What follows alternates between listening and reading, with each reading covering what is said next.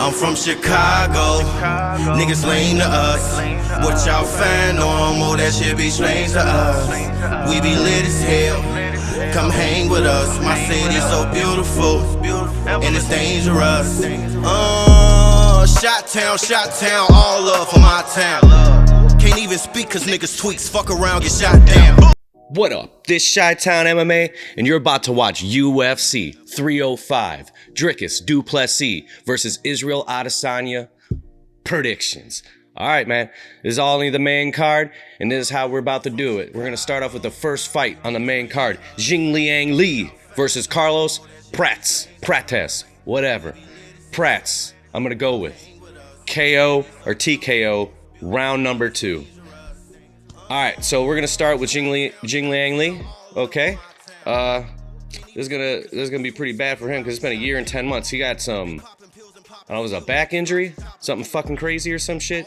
It was against Daniel Rodriguez or whatever. Like I remember that being his last fight, and it was a year and 10 months ago. Holy shit! So he lost by split decision. 2 years ago, he won by KO TKO, and it's like I'm not gonna keep going farther back than that, you know. And then of course the loss to Kamzat. But we're gonna go over to Carlos real quick, all right?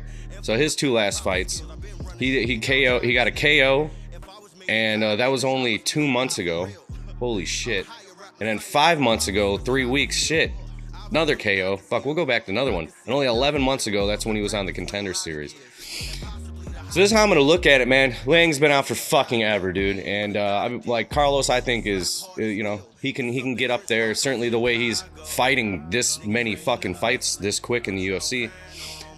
Lee is 36 years old. Carlos is 31. The height don't really matter, but the reach, here we go. 72-inch reach for Lee. 78-inch reach for Carlos. Too much for him, man. It's just, he's gonna get overwhelmed. You know, Lee's a beast. He's gonna try to go in there and make it a fucking fun show for the fans.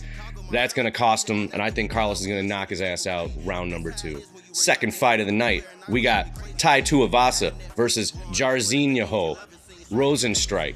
Rozenstruik, I'm gonna give round 3 by KO. All right. Tai Tuivasa, fucking horrible last 4 fights, just all losses. 4 months ago, 3 weeks, loses by submission. 10 months ago, 4 weeks, loses by submission. We'll just do 3, fuck it. And then KO fucking a year and 8 months ago. We'll go over to Rozenstruik real quick. 5 months ago, he got a TKO. But then a year and 2 months ago, he lost by submission. And then a year and 7 months ago, he won by KO. All right. 31 years old for Tai. 36 years old for Rozenstruik. Height 6'2" for each of them. Reach 75 for Tai, 78 for Rozenstruik. It's heavyweight. Of course, Rozenstruik could probably get knocked the fuck out. I don't think so. I think that Tai is going to be way too fucking slow for Rozenstruik, and just the constant beat down. I mean, of course it can end quick. I'm going with round 3 just because I think Tai is going to be so fucking fucking tired and fat by then that, like, it's just on and popping. Like, dude, start body kicking him, uppercutting him, because he always uppercuts. Definitely, like, I think it'd be a smart thing. Body kick, you know, he's and then right when he goes down, fucking uppercut his fat ass. All right, so the next fight of the night, we got Matt Hughes. Yeah, okay, Matt Hughes Gamrot. Probably should have learned his name. I mean, I know Gamrot. I never looked at his first name like that. Versus Dan Hooker. I'm gonna do Gamrot by decision. So yeah, we'll just go through this real quick. We're just gonna do the last 2 fights for this one for sure. His last fight was 4 months, 3 weeks ago, decision. And then 10 months, 1 week ago, it says leg injury. I forgot how Fiziev got hurt in that one, so I can't really help with that shit. So Dan Hooker, decision, year and a month ago. And then a year and 8 months ago, he gets a KO, a body kick. So and like, all right, so 33 years old for Gamrot, 34, so they're close in age. 34 for Hooker. Height 5'10" for Gamrot, 6 for Hooker, and then the reach though, man. This is what's gonna be hard, man. It's like the reach scares me. 70.5 for Gamrot, 75.5 for Hooker. So, like, shit, man. I just think Gamrot's not a way better fighter, but I think he's a better fighter. So it's like, and plus, Gamrot, he's fighting. Like, dude, before his last 2 wins that he had, which is, what was it for fucking Hooker? It was 1 year, 1 month, 1 year, 8 months. After that, it just goes loss. And then, like, he won 2 years and 10 months ago before. So I'm going to go with Gamrot by decision. Let's go up the card. We got the co-main event. Kai Kara France versus Steve Erceg. I'm going to do Erceg decision. I do think he can probably KO his ass, because we'll go over that in a second why I think that. But I'll just do decision just because the lower weight classes, I never, I'm not going to say they're going to KO each other, so it's whatever. Kai Kara France lost his last 2 fights. A year and 2 months ago by decision, and 2 years ago by KO, liver kick and ground strikes. All right, and then Erceg, we all know, like, his last fight 3 months ago, against the champion.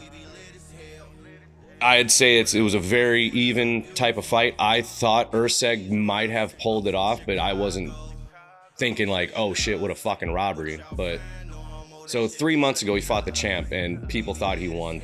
Some people didn't. 5 months before that, he's winning by a TKO, and then it just goes 9 months decision, and then a year and 2 months decision. So I just like his striking, but like I don't think he's gonna be able to finish Kai Kara France. All right, so we're gonna go with the height right now. All right, so 5'4" for Kai Kara, and then Erceg is 5'8", right?